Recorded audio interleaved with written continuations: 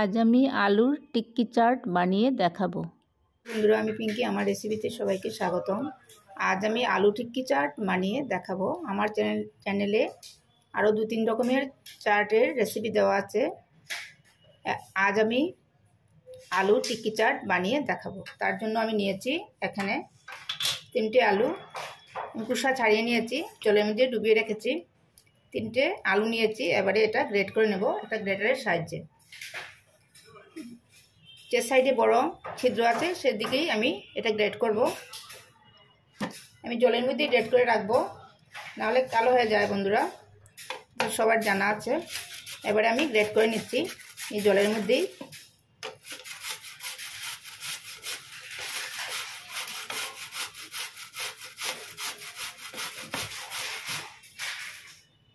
এভাবে আমি গ্রেট করে নিচ্ছি। দেখেন, আমি 3টি আলু আমি গ্রেট করে নিচ্ছি। বন্ধুরা, আমার গ্রেট করা হয়ে গেছে, দেখেন এরকম হয়েছে।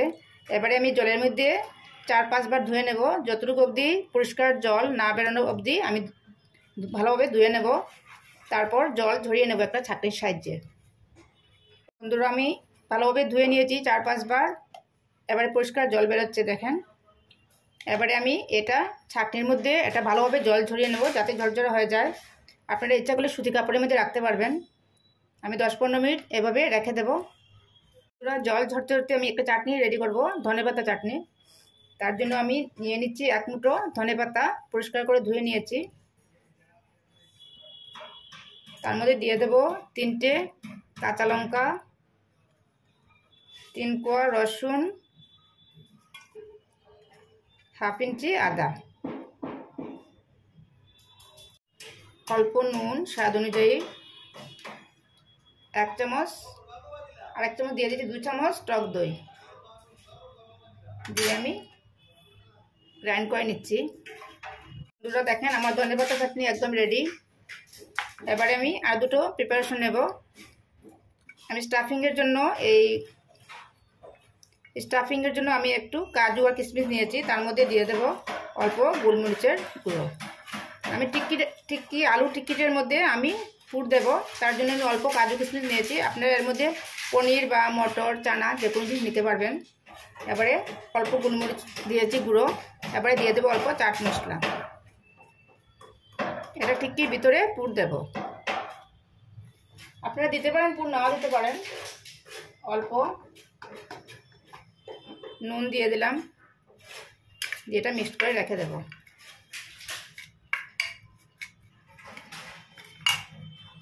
এবারে নিয়েছি অল্প টক দই। এই টক দইয়ের মধ্যে আমি অল্প গোলমরিচের গুঁড়ো দেব, অল্প চাট মশলা, তার মধ্যে দিয়ে দেবো আমি অল্প নুন, অল্প চিনি দিয়ে দেব।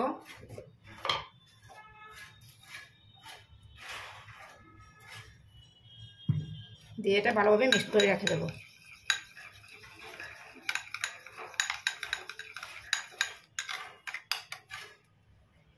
বন্ধুরা, আলুর জল ঝরে গেছে, দেখেন। এবারে এই গ্রেট করা আলুর মধ্যে আমি দিয়ে দেব নুন স্বাদ অনুযায়ী, তার মধ্যে দিয়ে দেবো আমি অল্প কর্নফ্লাওয়ার। বাইন্ডিংয়ের জন্য অল্প কর্নফ্লাওয়ার দিয়ে দিচ্ছি। আপনারা বুঝে ব্যবহার করবেন, যাতে বাইন্ডিং হয়। এভাবে কর্নফ্লাওয়ার ব্যবহার করতে হবে। আমার প্রয়োজন হলে আর অল্প ব্যবহার করব।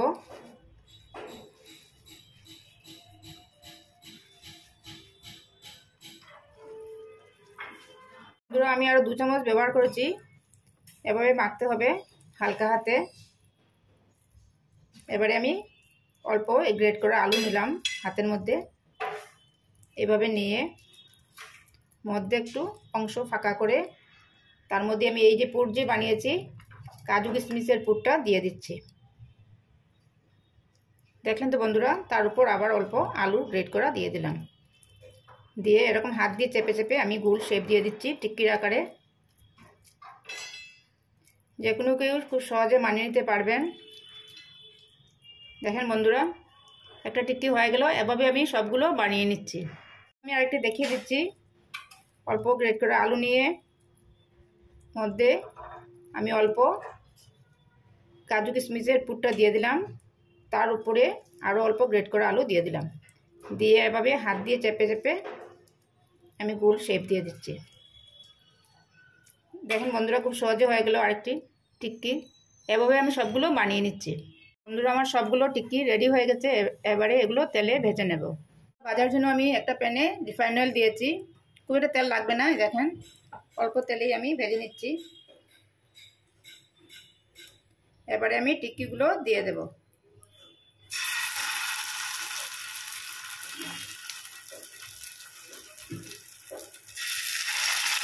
চুলার আঁচটি আমি মিডিয়ামে রেখেছি।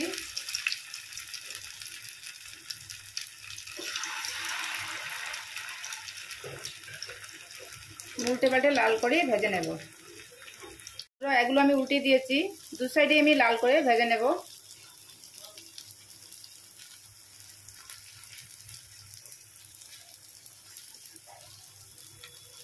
চুলার আঁচটি মিডিয়ামে রেখে আমি ভাজছি।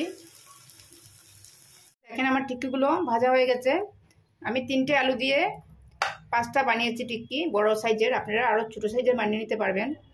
এবারে আমি অল্প সাজিয়ে নিচ্ছি। প্রথমে আমি যে দইটা ফেটিয়ে রেখেছিলাম সেই দইটা দিয়ে দিচ্ছি উপরে।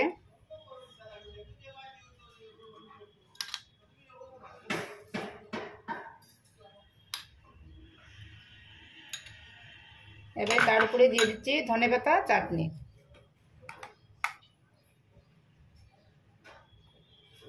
দেখলেন তো বন্ধুরা, খুব সহজে খুব সুস্বাদু একটি চাট হয়ে যায় সামান্য উপকরণ দিয়ে। এবারে তার উপরে দিয়ে দেব আমি তেঁতুলের চাটনি। এটা আমার ঘরে বানানো, অন্য একদিন শেয়ার করব।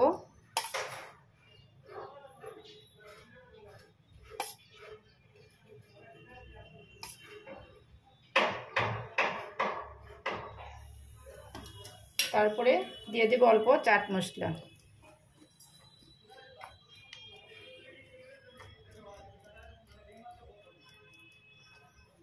এবারে তার উপরে দিয়ে দেব অল্প ঝুরি ভাজা।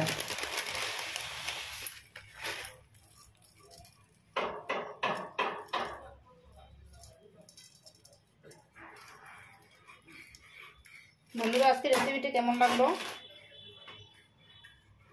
একদম রেডি আমার চাট। আজকে রেসিপিটি কেমন লাগলো? ভালো লাগলে লাইক কমেন্ট শেয়ার করবেন, আমার চ্যানেলটিকে সাবস্ক্রাইব করবেন। একবার করে দেখবেন, একটু সুস্বাদু চাট